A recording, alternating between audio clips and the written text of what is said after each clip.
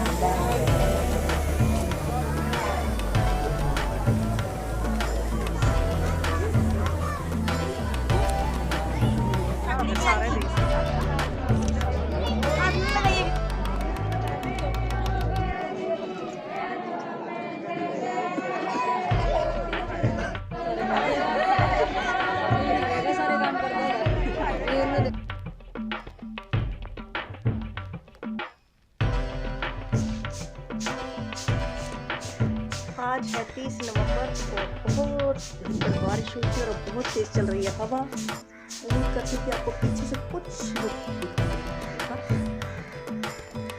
तो अभी हम जा रहे हैं नहीं बोलते तिल देखने की रस्म है। तिल देखना मतलब दाज दहेज में कहीं क्या लिख रही है, कपड़ा गहना या सामान, वो देखने की यहाँ रस्म होती है।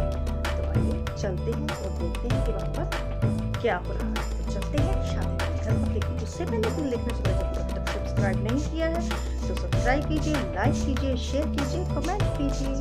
चलिए हम सब जा रहे हैं दुल्हन का दहेज देखने, जिसको कि तिल बोलते हैं। हम सब जा रहे हैं तिल देखने के लिए। हमारे चाचा हैं, दो चाची हैं और रानी हैं। हम पहुंचे शादी वाले घर के अंदर पहुंचते ही सबसे पहले मिला दूल्हा, दूल्हे से मिले और उसके बाद ये देखिए यहाँ पर जो दहेज में आया हुए कपड़े बर्तन हैं वो सब दिखाई दे रही हैं आप सबको। पेटी में से सारा सामान निकाल कर चारपाई पर खाट पर लगाया गया है।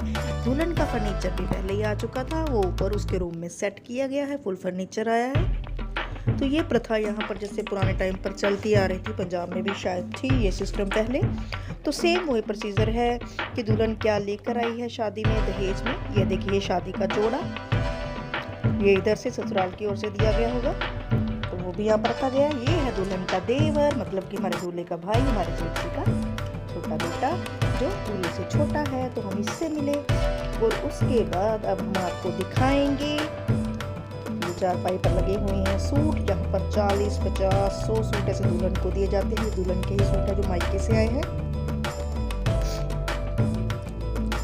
और उसके बाद बाकी दो खाट पर, इस पर भी मायके के आए हुए ही सूट हैं। और उसके बाद उस खाट पर जो है वो ससुराल की ओर से दिए हुए जो चढ़ावे में, बरी में दिए गए या सगाई पर दिए गए या सावन में दिए गए वो सूट हैं।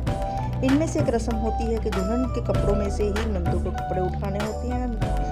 पंजाब में भी ये रिवाज होगा, लेकिन बहुत पहले होगा, आजकल ऐसा नहीं होता है। बेटी खुलवाई का सिर्फ एक ही सूट होता है, लेकिन यहाँ पर सिस्टम और है, यहाँ पर दो होते हैं। दुल्हन की ननद है 3-4, तो उसी हिसाब से इन्होंने दो मैरिड में दो और अनमैरिड में एक सूट दुल्हन के कपड़ों में से उठाया। तो वही सिलेक्शन हो रही है आपस में कि कौन सा उठाया जाए। वैसे दुल्हन अपने सिलवा कर भी लाई है, तो ये भी अच्छी बात है कि अपने पसंद का पहले से ही सिलवा लिया। तो अभी इधर जो आप साइड में देख रही हैं, वहाँ पर चिट लगी हुई है। ये देन लेन के कपड़े हैं, और देन लेन के भी कौन से हैं मैं आपको बताऊं। दुल्हन के गांव से इस गांव में जितनी लड़कियां की शादी हुई है, चाहे वो 15 साल की है और चाहे वो 75 साल की है, तो ये उनकी, चाहे वो 10 लड़कियां हो चाहे 20 हो, और वो किसी भी कास्ट की हो, उनका मान किया जाता है, उनको सूट दिए जाते हैं। ये उनके मान वाले सूट आए हैं। और इस साइड पर जो आपने पहले देखे, वो भी देने लेने के, घर के, ननद के, चाची के, फूफस के। और ये जो है ये टेवे के सूट है, जिसमें दूल्हे की मम्मी का, दूल्हे की मौसी का, और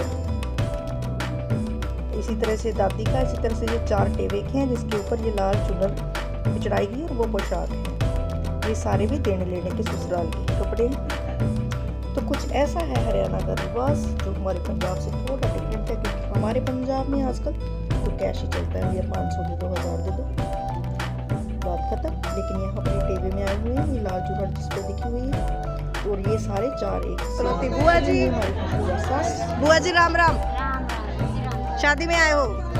अच्छा। अभी यहाँ पर कोई नहीं है, मेरी मम्मी जिसे कोई बहू होगी जो मुँह दबा रही है अच्छी तरह से। लीजिए, हम आ गए हैं दुल्हन के पास, क्योंकि दुल्हन की हो रही है मुँह दिखाई। किसी ने दुल्हन को कर दिया इमोशनल, और इसीलिए दुल्हन रो रही है। अब उसको चुप करवा रहे हैं। अरे भैया, पहले ऐसी बात करते ही क्योंकि दुल्हन रो पड़े। और उसके बाद दुल्हन को ले जाया गया अंदर, और मम्मी जी अंदर जाकर उसका चेहरा देख कर आई, उसको मुँह दिखाई देकर आई। और अब दुल्हन आ रही है मेरी ओर, मेरे पाँव छूने के लिए, क्योंकि मैं बन चुकी हूँ चाची सास।